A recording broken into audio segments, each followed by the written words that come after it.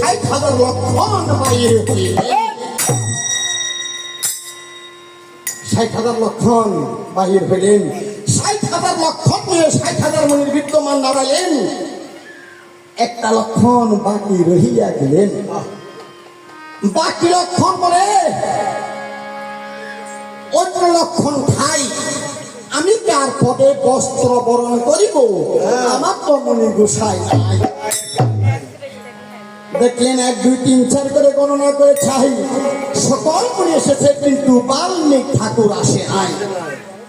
হনুমানকে পুনরায় পাঠাইলেন। আর হনুমান তখন বাল্মীকি ঠাকুরকে বললেন, ওগো বাল্মীকি ঠাকুর, কইল ভরতবীর আপনাকে নিমন্ত্রণ করছে, আপনি কেন যাননি? শ্রীরামচন্দ্র বলেছে আপনাকে অতি সত্তর তার যজ্ঞে উপনীত হইতে। তখন সে কি বলে, হনুমান চলে আসলেন। আর এদিকে বাল্মীকি ঠাকুর সীতার কাছে গিয়ে তখন দর্শন দিলেন। ওগুলো কি শোনাবি মন, তোমার কাছে এসেছি মাগো আমার ভিক্ষার কারণ।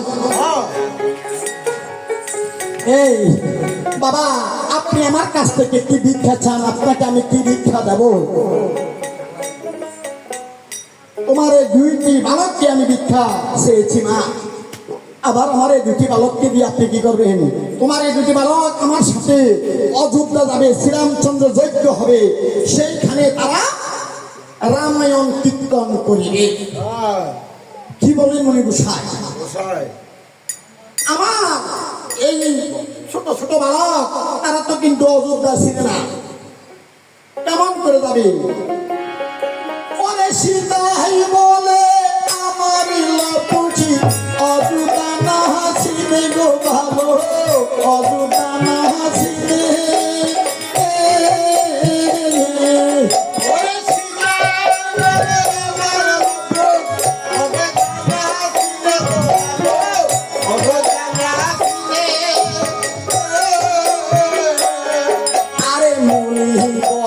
সঙ্গে নিব অযোধ্যা নহলে, ও গো মা গো, উনি বলে সঙ্গে নিব অযোধ্যা নহলে। ওরে সীতাই বলে আমার লাপুর হাতিতে না পারে গো ভালো, হাতিতে না পারে।